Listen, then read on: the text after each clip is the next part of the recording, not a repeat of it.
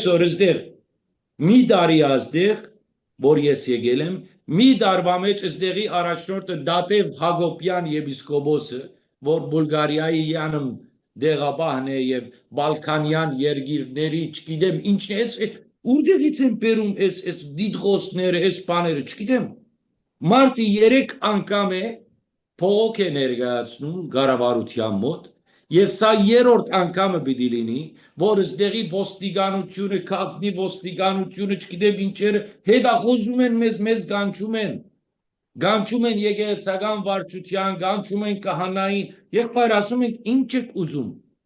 Ասում է, այս ծեր առաջնորդը ասել է, որ սա անօրինական քահանա է, ինքը այստեղից պետք է գնա, դուք չգիտեմ ինչ Դանում բերում ոստիկանության մոտ, միլից քաղաքնի ոստիկանության մոտ, KGB-ի մոտ, չգիտեմ, ամոթ է եղբայր, ամոթ է, 3 զանգեցի նրան 3 զանգեցի Դատևին, եթե հիմա այս հեռախոսով, որ հիմա լայվ եմ անում, թե չէ հիմա գտնեի, որ դուք տեսնեք եւ լսեք իրան ինչ ասեցի։ Արա ամոթ է, ամոթ։ Ձո ամոթ է, դու ում ես տալիս ոստիկանության։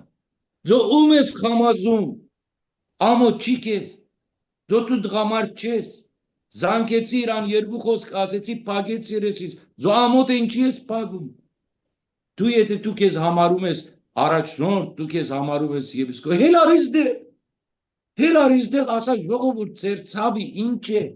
ծեր դարդի ինչ է,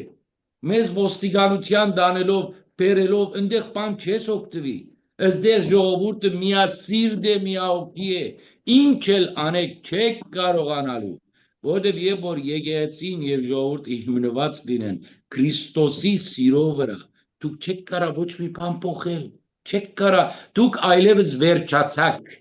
դուք զերոյացաք